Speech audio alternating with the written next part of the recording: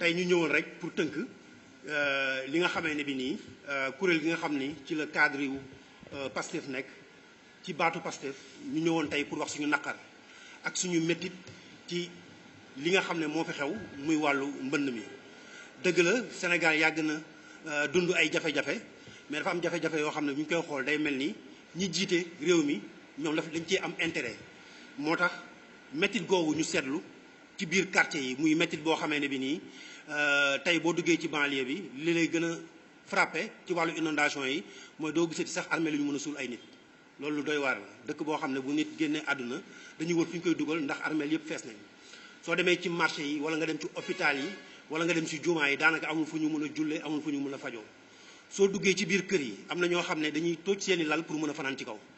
lal bi bu ñu xëyee génn am ñoo xam ne ci kaw terrasse yi fa lañ dem aménager ñenn ñi sax daanaka dañoo génn dem ci seen i kër yi mbokk. leneen li aussi mooy seetlu nañ ni am na famille yoo xam ne ñu commencé disloqué kër yoo xam ne ndox mi am na fa taxawaay boo xam ne dañu mujjee génnee xale yi yóbbu ñi seen kër tante jël mag ñi yóbbu ñi seen kër nijaay ñeneen ñu teg feneen. donc mu nekk dund yu métti am ñoo xamee ne bi nii depuis bi ñu commencé ba léegi liggéeyewuñu te wax nañu aussi ci naqar yooyu li ci gën a métti mooy booy xool ay la nationale dañ ko tëj gis nañ jamono yi weesu ay xale dem di yéeg ci kaw péage bi dina mënuñoo bàyyi mënuñoo tëj local parce que da ngay doxee lu toll par exemple Sicap Mbao ba poste Thiaroye yi amul oto buy daw ñu tëj ko loo xam ne bu ñuy xool fukki at ak juróom-benn ci ginnaaw la amoon. donc ça veut dire que mbir mi yéeme na mbir mi doy na waar te loolu mënuñ cee bañ a wax li ñu ciy wax nag mooy parce que dafay wax ni ci turam ak ci turu mi ñuy manifester solidarité am vraiment li nga xam ne lépp mën nañu ko manifester comme solidarité ak ñi nga xamee ne bi nii am nañ naqar bi ak tiis bi nañ xam ni daal ñi ngi koy bokk ak ñoom ñi ngi aussi am compassion ak ñoom ci métit yooyu. waaye métit yooyu comme ni ñu ko waxee rek jógewul fenn ci nguur gi nga xam ne moom la Macky Sall jiite muy nguur goo xam ne dafa lajji ba pare du nguur goo xamee ne bi ni day assumer ay responsabilité am donc irresponsabilité wu nguur gi fi nekk te Macky Sall jiite ko moom moo waral loolu yëpp. donc ci loolu tamit ñuy leeral que ni maanaam nasax goo xamee ne bi nii ñi jiite Sénégal tey moom lañ nasax ci wàllu problème yi leen diis yëpp bu ñu demee ci mbëkk mi bu ñu demee ci mbënd mi ñu nekk bu ñu ñëwee ci mbas mi même problème la. mun naa ni wax problème mu Sénégal léegi ñëpp xam nañ ni Macky Sall la parce que bu ñu génnee ñett yi gën a am solo muy mbas mi mbëkk mi ak mbënd mi Macky Sall mooy quatrième problème bi te moom mooy centre bi parce que moo waral loolu yëpp. beneen bi tamit mi ngi jëm ci wàllu anam bi ñu ko doxalee parce que dañoo jàpp ni fukki at nga nekk au pouvoir nit bu defee fukki at ci pouvoir normalement waroon na mën a gis ay solution mais gis nañ fukki at boo ko defee pouvoir amoo benn solution ci inondation kenn xamul ñaata yoon lañ déclenché plan Orsec mun naa wax at mu nekk urgence la ñuy nekk su la dénkee mbir nag nga gëmloo nit ñi ne leen yow lii moom lu yombal lijjanti la parce que bi ñu ko falee dañuy fàttali nit ñi ne ci 18 septembre 2012 dafa génne woon benn plan bu mu tuddee plan décennal maanaam plan boo xamante bi nii daf ne woon ci fukki at dinaa saafara lépp loo xam ne féete na boor. li ci gën a doy waar sax mooy eggul ci fukki at yi parce que dafa def ñeenti at ne mbir mi jeex na ndax gisatul woon ay taw tey yàlla war na ko ni li mu doon wax nekkul dëgg parce que boo waxul Sénégalais yi dëgg ci wàllu loo xam ne ci loxo yàlla la nekk yàlla dafa la koy wan. loolu moo feeñ tey mu wane ni ci plan boobu nee woon na dina ci def 76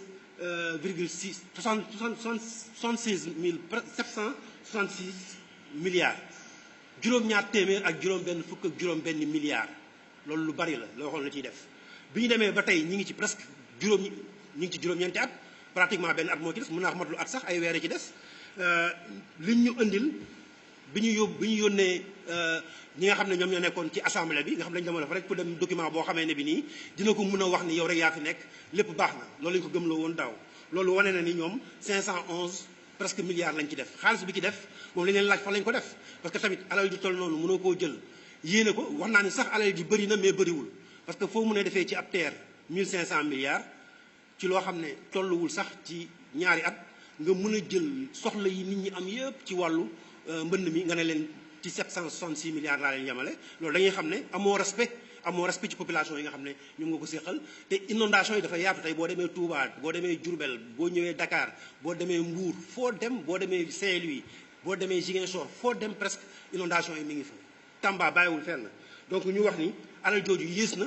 mais en même temps mënuñu sax dépenser loo xamee ne bi nii dépensé romb na 80% maanaam téeméer boo jël presque juróom-benn fukk ak juróom-benn yi lañ ne moom lañ ci defagum li ci des lañ leen bëgg a laaj fan lañ ko def.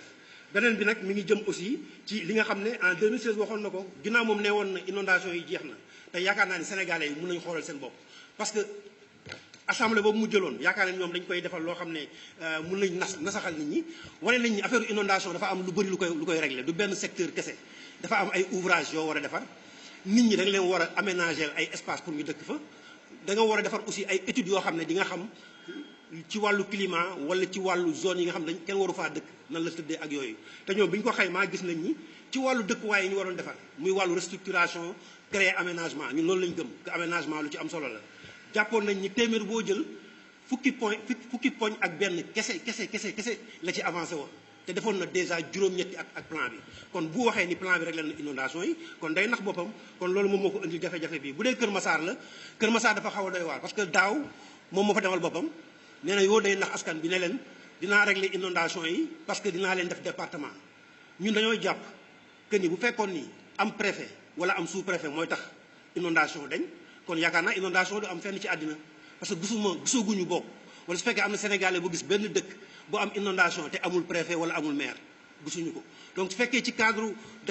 déconcentration la je pense que loolu boppam la doon nax parce que leer na ñu doon wax xam nañ ni ab préfet wala ab gouverneur wala ab sous préfet mënul régler inondation bu doon loolu la kese kon Pikine daagu daan bii wala Thiaroye bii ñu nekk arrondissement de Thiaroye bi wala fii ñu nekk fii Grand Yoff du nekk situation yu mu nekk te amoon nañ ko bu yàgg donc loolu naxee la beneen bi mooy nga daggate ko def ko ay maire mais maire yi kenn gisatul maire yi moom kenn gisatu ko moom président bi mais maire yi kenn gisu leen donc su fekkoon maire nga yaakaar comme que président de la république sax moo ko mënul régler kon yokk ay maire réglé wu ko kon dafa mel ni mbir mi ñoom dañu cee bëggoon profité pour régler seen i mbir ba pare teg ay lay yu wane ni daaw xamoon nañ di nga ko régler ren suñ ko tegee dinañ wan nit ñi ne mun nañ régler benn affaire bi leneen li ci am solo mooy maanaam nasax gi ñu am ci teg ay réseau assainissement yoo xam ne am na solo parce que bu fekkee da nga teg ay ouvrage de drainage yoo xamee ne bi ni entretien yu baaxul man mii di wax ak yéen barki démb bi ma jaaree ginnaaw raay fekk naa waa ONAS di def curage ay réseau donc ñi ngi def curage ba léegi bu ñu gëm loolu nit ñi dañoo def ay curage bu yàgg curage yi baaxul ouvrage yi kenn entretenir leen te ouvrage yi matuñu comme ni ñu ko yaakaaree parce que ouvrage boo xam ne ci kaw tali bu mag bi nga yem duggoo ci biir quartier yi lu mu fa yàgg-yàgg bu ñu doon def ñaar fukki at téeméer at ci kanam du tee ndox mi nekk ci biir quartier yi parce que ci biir quartier dafa amul lu fa jëlee ndox mi indi ko ci kaw tali bi donc entretien bi defal la norme yi maanaam est-ce que ouvrage yooyu ñu teg am na dimension yu mel yu ñu may ndox mi bu taawee mu dem loolu amu ci donc dimensionnement ouvrage yi dafa nekk jafe-jafe yoo xamee ne bi nii dafa leen nar a topp ba ëllëg leneen nag mu jëm à peu près ci bricolage bi parce que saa yu problème amee tey ñëpp gis nañ tali Maam Jaara boo fa demee buy sàpp station moo fa nekk station bi panne moo tax dëkk ba nekk ci ndox bañ tàmbalee ba léegi boo demee poste santé Nasrullaay boo duggee Thiaroye-sur-Mer foo dem même problème bi la parce que poste yi doxul boo ñëwee station de relèvement bu kilomètre 14 bi nekk table Tivaouane même chose dafa panne station boobu panne moo tax tey kenn mënul jaar ci national bi te réseau yi ñu defaroon mu jógee géej benn connecté wuñ ko ci réseau boobu donc ce qui veut dire que même ay station yi nga xam ne ci la dund askan bi war leen sauver ci wàllu inondation ñu installé ko depuis presque ay 10 ans ñu ñëw ba toll fii mënuñu ko entretenir ba muy yàqu ba population yi nekk ci ay jafe-jafe loolu musiba la leneen tamit mooy lépp lu fa nekkoon ci ouvrage nga xam ne ña ngi ko doon doxal ci at yi passé nga xam ne presque mi ngi jóge woon ci plan yi nga xam ne moom la Abdoulaye Wade di joxoon ouvrage yooyu kese lañ nekk di dajjowaat di ko tegaat kon ça veut dire que alal yi dañ ko fayoon ay entreprise yi jël ci def leen neex loolu moo indi jafe-jafe yi donc loolu nañ ko wax Sénégal yi nañu wax dëgg Sénégal yi loolu lañ leen wax leneen tamit mi ngi jëm ci lépp li nga xam ne jëm na ci insertion parce que jàpp nañ ni su fekkee dañoo nekk ci wàllu réewu taax yi dafa am ay normes yu koy doxal normes yu koy doxal mooy les outils de planification urbaine mooy dañu war a am ay plan yoo xam ne day détaillé nit ñi fi li ñuy dëkk dafa war a am ay plan yoo xam ne ay lotissement la am ay plan yoo xam ne dafa nekk ay réseau de drainage wala ay plan yoo xam ne day wax fan la ndox mi war a jaar ak yooyu mais plan yooyu su fekkee intégré wul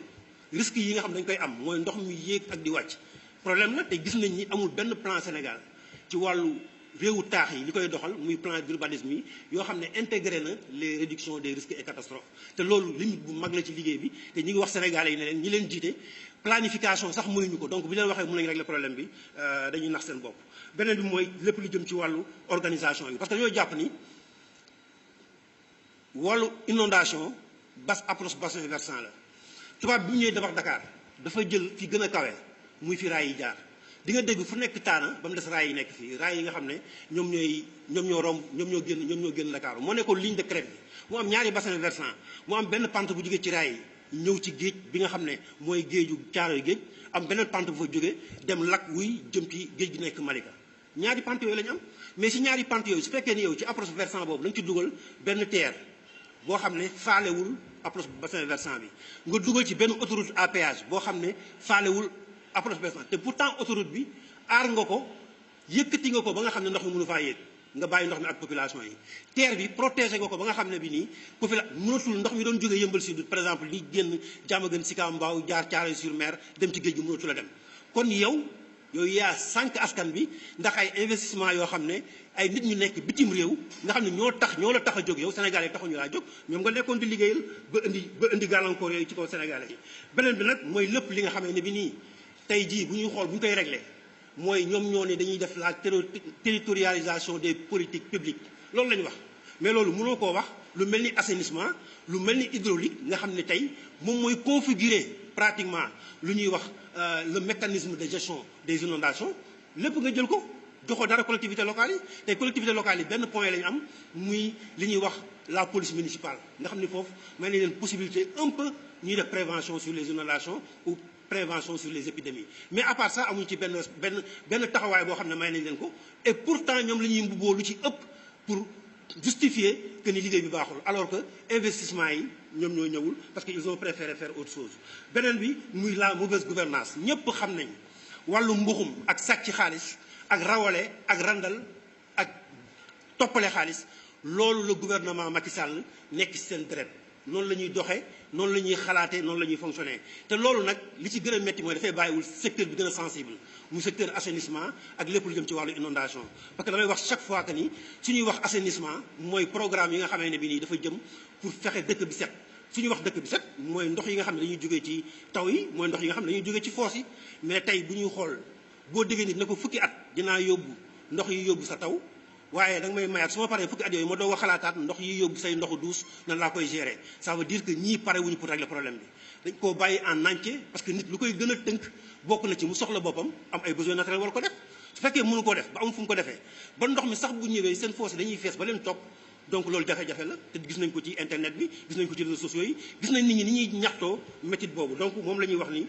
loolu lajj gi nga ko lajj ëpp na ëppaay boo xam ne kenn mënu koo natt ci wàllu gouvernance foncière donc ci wàllu woowu ñu gis aussi que ni ñi ngi faral ñoom di taafantaloo que ni Allemagne am na inondation beneen dëkk am na inondation kon Sénégal waru koo rëcc wala ñuy taafantaloo naan changement climatique yi moo tax amul lenn lu bett Sénégalais yi seen bopp xamoon nañ ne bu tawaatee dañuy taawaat ñoom ci seen bopp xam nañ ko ba tey dañoo créer benn économie boo xam ne presque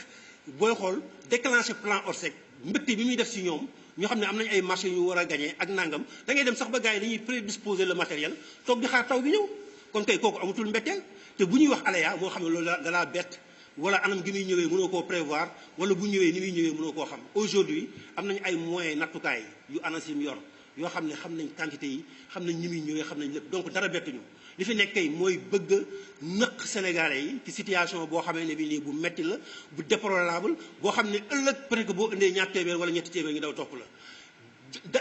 tàmm nañ ko sax ba chaque année ñu def délégation ñoom ñëpp même point yi ñu demoon daaw point yooyu la ministre bi dem ren am na dëkk yoo xam ne sañu faa dugg lu mel ni Diamaguène Sicap Mbao Tivaouane Diacksao parce que xam ne bu fa duggee xëy na dina metti ci moom mu daw dem lu mel ni Kër Massar dugg ci ay quelques points du génnaat donc loolu lu ñaaw la chaque année nga dem ci sur les mêmes points dem nañ ba autorité administrative yi comme autorité politique yi ñoom ñëpp ay ànd di politique ci biir inondation yi ci biir quartier yi te loolu lu ñaaw la parce que kenn warul politiser la gestion des inondations donc loolu dañ ko bëggoon fàttali nit ñi beneen bi aussi mooy gis-gisam dañ doon wax naan gis-gisu Macky Sall paasewul Diamniadio mais ñun lu ñu gis mooy paasewul Kër Massar parce que boo leen déggee ñuy wax da ngay yaakaar ni seen programme yëpp ci wàllu inondation Kër Massar rek la yor moo tax yërëm naa population yeneen commune ak yeneen dëkk yi nañ jóg taxaw parce que bu ñu jógul taxaw ñii ñu jàkkaar loolu nii yaakaar nañu ñeenti quartier wala juróom-benn quartier yi nekk Kër Massar ñu war leen a lijjanti doy na sëkk pour ñoom programme ba pare di taafantaloo nag ab système boo xamee ne bi ni bassin versant lañ ko tuddee bu war a jaar forêt classée war a dugg biir Marigot Mbao doog a dem géej te loolu mësta am tey bu ñu xoolee li ñu def biir dégâts yi ñu def ci biir forêt classée bi ku fa dem di nga xam ne lii musiba la nu leen neex lañ ko defee dagg nañ garab yi remplacé wuñ ci dara créé fa dégâts environnementaux yu kenn xamul Marigot de Mbao bi nga xam ne ñi ngi xeex ay ati at pour ñu draguer ko ñu jox ko ay promoteur yoo xamee ne bi nii privé lañ ñoom ñoo leen di joxe këyit ñuy sëkk di maasale kenn yënguwul tey ñu bëgg faa jaarale ndox mi naan géej la jëm bëgg a créer ay yeneen dégâts yoo xam ne mënuñu wax ni ñu koy régler donc nañ wax sénégalais yi dëgg nañ wax ñi amuñu ay pexe pour régler ko parce que ce système là ne va jamais fonctionner. leneen li ñu ci bëggoon teg aussi mooy lépp li nga xam ne jëm na ci wàll yi nga xam ne mooy moom ni mu taxawee ak population yi parce que nit ki man jàpp naa su fekkee da nga bëgg a tabax inondation da ngay qualifier ay ville su ñuy wax ville c'est pas la définition bi ñu am mooy dagale ay commune rek mu nekk ville dafa am ay normes yu muy fonctionner ville day am vocation ville day doubler ville day am ville ci suuf ay canalisation ay réseau mu nekk su ba pare dëkk bi mën a nekk ci kaw donc les superstructures yi ñuy gis ci kaw loolu mooy ville mais la vraie ville c'est les infrastructures mooy li nekk suuf te pourtant amul benn ville Sénégal bu am loolu donc Sénégal pare guñu pour jóge ci jafe-jafe yi nekk te loolu ñoo ko wax fii te dinañ ko waxaat leneen nag li ci gën a metti mooy tey ñi ngi dem ci nit koo xamee ne bi nii jàpp na ni 1500 milliards pour terre moo ko gën a ñor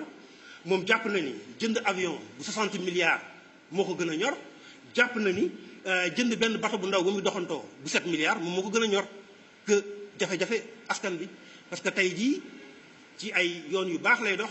su jógee këram ñu ngi koy garder su demee jël na bateau bu demee jël na avion man damaa mënul xam nan nga nekkee njiitum réew dëkk boo xam ne daaw li fi am ni mu méttee ak ni mu taree mu wóor na li ren doo ko réglé nga jaar ci diggante bi boole ko mbas mi fi nekk ak Covid bi ak jafe-jafe yi mu am ak implication yi mu mën a am ngay dem di jëndi ay avion 60 milliards di jëndi ji ay bateau yu 7 milliards di gundaandaat ci suñu xaalis donc sénégalais yi lu mu leen mën a wax rek pour man mbéjum kanam borom moo koy fajal boppam. C'est aux Sénégalais, ñoom la ñuy woo parce que ce combat-là, c'est un combat citoyen, c'est un combat patriotique, c'est un combat pour tous les Sénégalais d'arrêter ce monstre-là, ce prédateur qui est dans ce pays et qui est prêt à tout bouffer pour l'intérêt, pour son propre intérêt et celle de son clan. Donc loolu moo ko tax a jóg beneen bi wax nañ ko terre Covid bi il faut que nit ñi xam ni gars yi nañu wax nit ñi dëgg parce que Covid day feeñ ba feeñ ci ay matières fécales te loolu su ma ko waxee mooy. tey jii problème bi am ci zone yi inondé yi du ndoxu taw bi kese parce que ndoxu taw kese mënul def différence parce que ndoxu taw kese bu amoon danger suñu waa kër yi duñu jël ay paan di ko taataan di ci liggéey kon ndoxu taw bi kese amul danger fosse yi muy jaxasool ci zone boo xam ne prévoir luñ dara luy yóbbu ndoxu fosse jaxasoo boobu ànd ak feebaru Covid bi nga xam ne da ci war a feeñ ci yaanu ndox yooyu mën a lor askan bi loolu lañ leen di alerter ëllëg lu fi am ci wàllu bakkan yu rot jëm ci wàllu Covid bi seen responsabilité entière la parce que techniciens yi médecins yi ñoom ñëpp xam nañ ni am na implication entre les matières fécales et la Covid. donc c'est clair loolu moom ëllëg après bu ñu ci ñëwaat li gën a metti mooy décret honoraria yi ngay jël ay nit ay politiciens yoo xamee ne bi ni kenn xamul kañ lañu retraité nga naan boo nekkee ancien conseil économique et social dañu lay jox alal dañu lay jox oto dañu lay jox ay garde corps loolu la fi nekkee donc yéen seen soxla askan bi ñorul waa ji nga xam ne moo jiite réew mi ñorul clan bi ñorul leen ñoom li nga xam ne seen bopp moo leen tax a jóg donc loolu aussi ñu koy naqar lu baax donc di ko méttitlu leneen nag mooy la résolution définitive des inondations ñu dañoo jàpp ni approche boo xamee ne bi nii dafa jëm ci non seulement concerté wu ak acteurs yi mais en même temps jëm aussi ci aménagement du territoire loolu mooy approche bi réglé cadre inondation yi d'une manière définitive et en vérité waa ji amul volonté xam nga ñàkk volonté politique loolu laay wax chaque jour mooy nga ñëw jël réew mi en 2012 nga jël ko avril mai juin juillet mën na am presque en août 24 août 2012 nga daaneel Sénat profito créer ministère bu ñuy wax MRASI ministère boo xam ne dafa restructuration des zones d'inondation gëmloo Sénégalais yi ne lii sama soxla la ñu daw ñaari at nga jël ministère ba daaneel effacé jël moyen def sa poste créer ab direction ba kenn gisatu ko tey bu ñuy wax maanaam mbirum urgence direction de la protection civile moo waroon nekk terrain bi kenn gisu ko su ñuy wax mbirum assainissement ministre de l'assainissement moo war a nekk terrain bi kenn gisu ko kon ça veut dire que ñi pare wuñ pour liggéey dañoo pare pour teg au devant ay politiciens yu mel ni Antoine ñàkk jom wala ku mel ni Omar Gueye nga xam ne liñ ci wax ak digge bi ñu def Kër Massar doy na ko liggéey sëkk ñu wër di wax sénégalais yi loo xam ne du dëgg te ñoom ñi koy wax sax dañoo dem ba commencé yaakaar naa gëm ci li nga xam ne ñu ngi wax te nekkul dëgg te loolu mu nekk jafe-jafe yoo xamante ne bi nii c'est dommage. donc ñu jàpp ñun ci suñu tënk que ni tey jii moyens yi ñu war a utiliser pour régler la question des inondations dafa nekk moyens yoo xam ne dafa war a jëm ci benn stratégie bu ñu planifié stratégie bu leer boo xam ne dafa am loo xam ne dafa jàmp léegi ñu war ko def muy liggéey boo xam ne c'est à court terme ak liggéey boo xam ne dafa jëm ci moyen terme. moo tax ñu ne ci liggéey yi nga xam ne ñun waa Pastef à travers kuréel gi nga xam ne ci la cadre yi nekk dañoo jàpp ni bu njëkk ñu ngi koy digal état bi li nga xam ne moo jëm ci plan Orsec jumtuwaay yi mu war a àndal jumtuwaay yooyu mu taxawal ko ba pare doog a indi plan Orsec te bu indee plan Orsec mu def ci ay moyens yu doy yoo xam ne dañu ko gis ci terrain bi parce que plan Orsec boo xam ne chaque année nga déclenché ko te boo ko déclenché population yi cotisation yi ñu doon def pour jënd ay moto pompe yooyu ñoo fay nekk cotisation yi ñu doon def pour jënd carburant yooyu ngay fekk ci quartier yi quartier boo dem nag moo xam nga nekk Tivaouane Diacksao moo xam nga nekk Grand Yoff moo xam nga nekk Xaar Yàlla moo xam nga nekk Kër Massar moo xam nga nekk Rufisque moo xam nga nekk Sam-Sam moo xam nga nekk quartier Abdou Ndiaye wala Tëli foo dem population yi seen bopp Thiaroye-sur-Mer ñoo jënd seen i cotiser seen xaalis jënd seen i moto pompe jënd seen i flexible fekkee da ngay déclencher plan Orsec boo xamee ne bi nii loolu la ngay yóbbu jaratu ko parce que benn moyen bu bees du fa dem sapeur pompier yi dañu leen war a gàcce ngaalaam parce que li ñu mën ñu koy def jógewuñu ci terrain bi ñu ngi xeex mais joxuñu leen ay moyens yu ñu liggéeyee te plan bi saa yu ñu ko déclenché daaw déclenché nañ ko kenn gisul benn matériel ci terrain bi ren aussi dañu ko nar a déclenché duñu génnee benn moyen moo tax ñu leen di ñaan nañ dem ci Haut Conseil des collectivités territoriales nga xam ne amulul benn njariñ askan bi séddoo la rek ak pàccoo ñu dem ci fu ñuy wax conseil économique et social nga xam ne amul benn njëriñ jël fii teg fi mburu ak soow jox ko di séddoo jël fële jox ko waa PS jël lii jox ko waa AFP boo demee assemblée AFP ñu ne loolu la ñu wax institution yi nga xam ne amuñu njëriñ nañ jël alal gi def ko ci mbënd mi soulager population yi parce que sonn nañu instant bi am na si ñoo xam ne tey xam naa ni fu ñu tëdd wala lu ñu jëfandikoo sax jafe-jafe la si ñoom ñu kon ne di fay ay nit alal yoo xam ne amaluñu benn njëriñ beneen bi mooy ñu dem ci lépp li nga xam ne jëm na ci dommage yi parce que en 2009 dafa nañu benn évaluation boobu ñu fi fekkoon ñoom ci dégâts yi amoon 2009 moo taxoon ñu mën a tëgg beneen programme bu ñuy wax programme décennal aujourd'hui ban évaluation lañ def parce que nee naa fii ak juróom-benn weer lu mu néew 10 ans yi dina mat tey jii amuñu programme boo xam ne moo war a continuer liggéey bi kon mën nañ jàpp ni à partir de janvier Sénégal day nekkaat ci benn trou ñu toog di xalaataat lan la ñu war a xalaat pour dem donc seen vision guddul seen bakkan yi génnul ci seen guidon yi demuñu fenn donc te du ñu yóbbu fenn donc sénégalais ni nga xam loolu. beneen bi mooy indemniser famille yi nga xam ne dañoo am coono am ñàkk ci mbir yi parce que nag boo defee say faute def say problème de mauvaise gestion def sa mauvaise appréciation amoo vision amoo stratégie. ba pare nit ñi am xam-xam bu ñu la waxee doo dégg nga tëllëxe ba tas réew mi ñi nga xam ne dañ cee lor dañ leen war a ndàmpaay lu am solo waxuñu nag ay ndàmpaay yoo xam ne du tekki dara borom kër gi tey lim ñàkk ci këram sax du ko mën a réparer donc loolu la ñuy digal nguur gi te bëgg nañ mu jëfe ko. leneen nag mooy lépp li nga xam ne moyen lañ soxla moyen yoo xam ne day génnee ndox mi parce que c'est vrai que ñoom seen problème mooy aujourd'hui lépp luy ndox dafa waroon nekk loo xam ne ñun ñi nga xam dañoo def gestion intégrée des ressources en eau alal la war a doon mais malheureusement mënuñu ko def alal mais nañ ko génnee au moins ci biir quartier yi pour nit ñi mën a am jàmm ak nu ñu ko mën a defee nag. beneen mooy famille yi nga xamee ne bi nii ñi ngi ci biir ndox mi tey di ci fanaan di ci yow ngir yàlla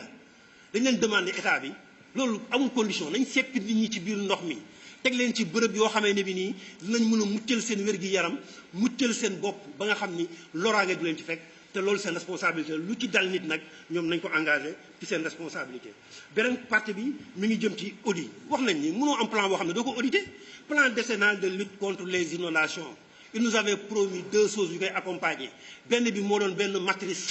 annuelle de suivi bi nga xam ne population yi ñoo koy remplir di leen wax fan la point danger yi nekk ñu koy régler boobu ils avaient prévu 2 milliards par at. 2 milliards par at pour régler le problème ñu ngi commencé ba léegi at mu nekk nañ jël ko ëpp 2 milliards ndax ay rallonge ça veut dire que mënuñu sax prévoir les moyens nécessaires pour faire face à cette affaire. beneen point bi mooy ñu ne woon dañuy jox observatoire boo xam ne day am ay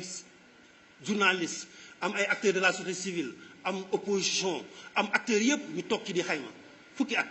amul kenn ko gis benn document boo xam ne ci wàllu alal xayma nañ plan décennal. député yi demoon sax biñ tiimee mbir mi gis seddoo bi ni mu méttee bii bukki bii njuur biir sàmba loolu la ñuy wax maanaam boo laalee li ñu ne loolu li mënu cee wax dara parce que ONAS a ko yoroon nga laale ne ñu ne loolu lii mënoo ci wax dara parce que ADEM moo ko yoroon nga laal dara ñu ne la noonu lii mënoo ci wax dara parce que AGEROUTE moo ko yoroon nga laal dara ñu ne la noonu lii mënoo cee wax dara parce que lii moom APEX moo ko yoroon mooy programme Pikine Irrégulier Sud kenn mënu cee wax dara parce que mënuñu ko donc finalement da ngay dem ba xam ni yow ñii alal ji nekk te dañ ko doon séddoo dañ ko doon paccoo kenn xamul kuy def lan kenn xamul fu ñu koy investir moo tax ñun dañuy ne audit bi dañ koy def ci nii ak ci naa parce que alalu Sénégal la te il faut ñu xam fa lañ ko jaarale ba génnee ko beneen bi mooy rationaliser les interventions Sénégal problème coordination la ñu am problème coordination mooy tey inondation yi suñu leen wax kan moo ko jiite xamoo ko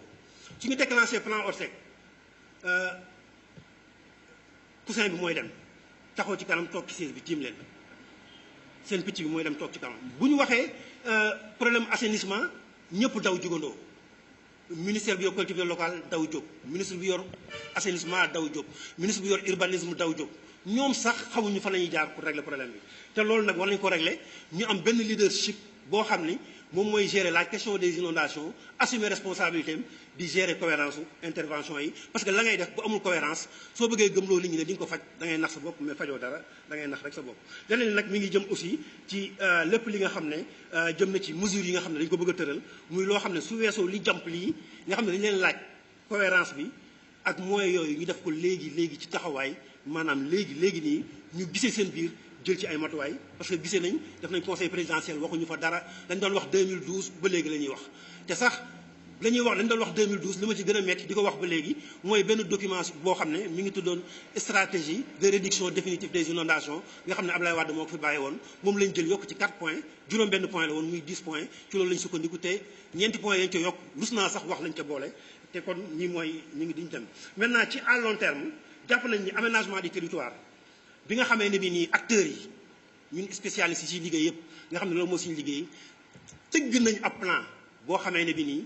maanaam li jëm ci aménagement wu Sénégal ci réew mi yëpp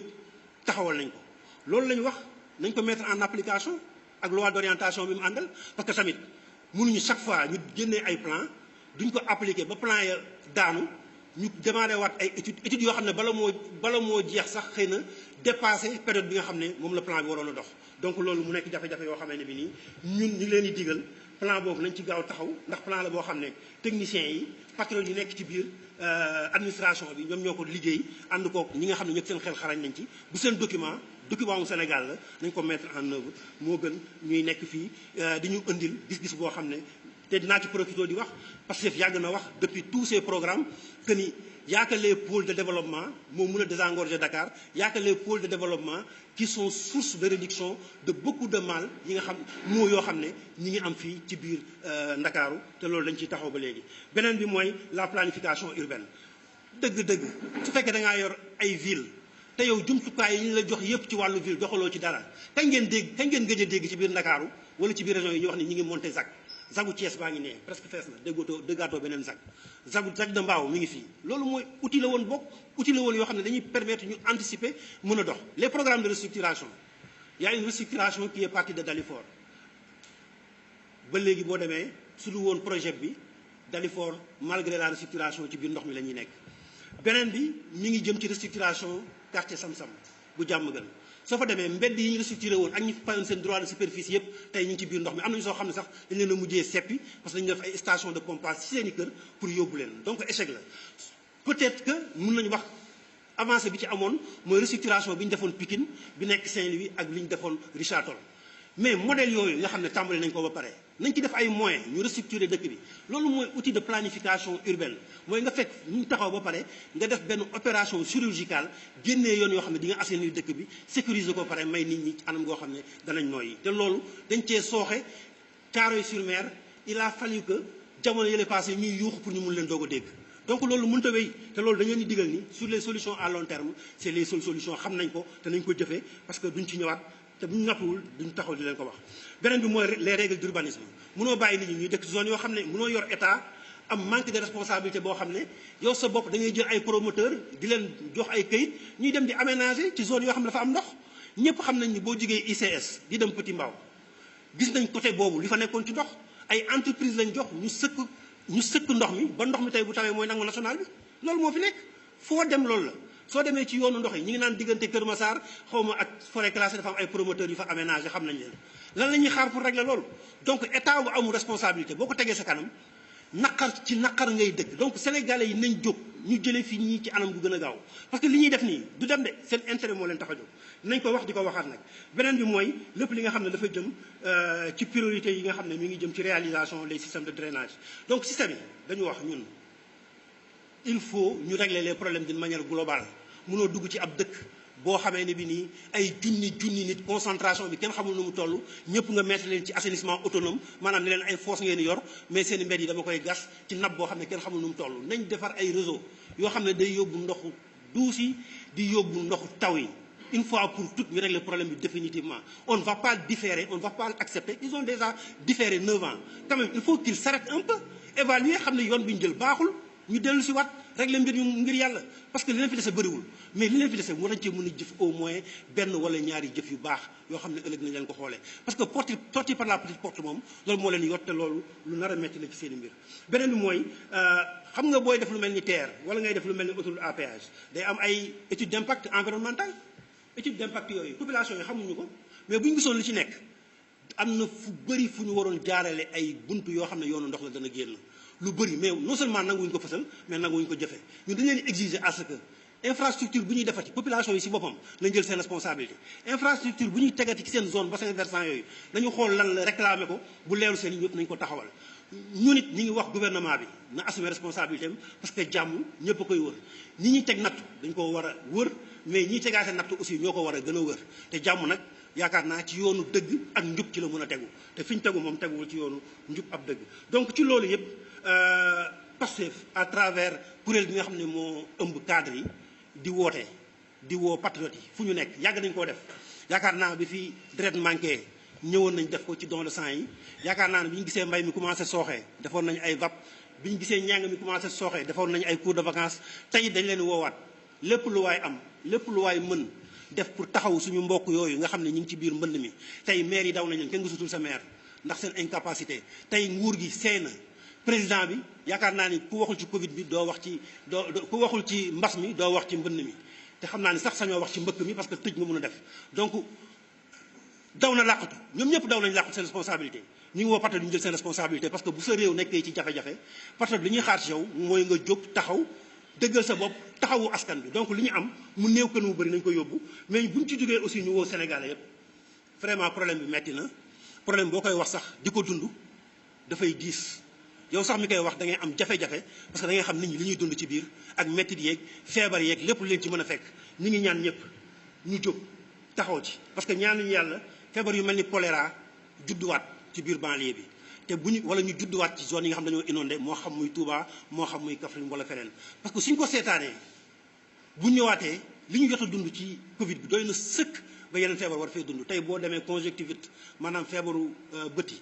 mi ngi partout feebaru biir yi daw yi mi ngi commencé taux de prévalence bi di yéeg ci biir poste de santé yi ñu jot a visité gum leneen li mooy infiltration bi nga xam ne ndox mi taa ak seen réseau d'approvisionnement en eau bi nga xam ne dafa vétus boo demee ndox maa ngi seet di dugg ci biir réseau yi ñu war koo naan suñu kër yi mu indil ñu musiba dañ leen di alerter nag parce que ñun suñu xam-xam la ñu mën a wax yoruñu nguur mais yor nañ ay proposition parce que force de proposition la donc ñu ngi leen di ñaan ñu jël seen i matuwaay ba nga xam ne dinañ teg ay cellules de veille et de prévention des maladies au moins li nga xam ne dafa jëm ci cluster bi nga xam ne moo nekk cluster WASH wala eau hygiène assainissement ñu boole ci parce que bu ñu leen waxee plan Orsec le plan Orsec n'est pas seulement un plan de pompage parce que pompage moom population lañ ko dàq fi ñu toll nii mais plan la boo xam ne dafa am partie relogement am partie cluster eau hygiène assainissement am partie sécurité surtout la sécurité tey jii ñiy génn seen kër yi 4 heures du matin di xuus si ndox yi ak ñi nga xamee ne bi ne leen di gis ñu boot seen i waajur parce que dañoo màgget feebar war a génn parce que jël nañu ay pocolin xot ci mbedd yi gas fa ay drain yoo xam ne c'est artisanal et ouvert nit ñi di ci daanu mag ñi di dem jàkk di ci daanu ñii di dem ay tànk di ci damm ñii di ci ñàkk seen bakkan te kenn waxu ko pax ya ñu gasoon pour ouvrage yi mu wóor leen du egg fa lañ ko bàyyi nit ñaa ngi ciy daañu ñii di ci gaañu ñii di ci am ay jafe-jafe loolu lañ leen wax jëm ci wàllu feebar yi yu mu war a àndal ak yàgg gi ñu war a yàgg ci biir ndox mi nañ teg ay cellules de prévention yi nga xam ne jëm na ci wàllu lépp lu jëm ci sécurité lépp lu jëm ci wàllu santé pour ñu taxawal ko donc di li gërëm askan bi di leen sant di leen wax ne ñi ngi seen ginnaaw di woo Sénégalais yëpp ñu jàpp ci wasalaam loolu la ñu amoon lu ñu indi woon tey ci ay waxtaan. Messieurs, dames de la diaspora africaine, vous aimez le Sénégal et souhaitez y investir dans l'immobilier? Une bonne nouvelle pour vous. Notre agence immobilière Diaspora Immo vous propose de vous accompagner dans votre investissement, de l'achat de votre terrain à sa construction jusqu'à la remise des clés en main. Diaspora Immo met également à votre disposition une équipe d'experts fiscaux, d'architectes, d'ingénieurs en bâtiment et énergie, d'agents commerciaux et techniques, bref, la totale pour vous aider à réaliser vos rêves. Pour vous faciliter davantage vos projets, Diaspora Immo va plus loin par la mise en place de systèmes de financement participatif sous forme de tontine où vous vous engagerez à verser uniquement 250 € par mois sans aucun intérêt. Waouh, un truc de fou! Notre agence bat la concurrence par la fiabilité, la sûreté, l'efficacité, la garantie et l'accessibilité. Alors, contactez-nous vite au 07 67 34 42 21 ou au 76 874 17 58. Vous pouvez également nous écrire par mail à l'adresse suivante contact@diasporaimmo.com ou visiter notre site diasporaimmobilier.com. Nous sommes également présents sur les réseaux sociaux. Diaspora Immo, votre agence immobilière de confiance.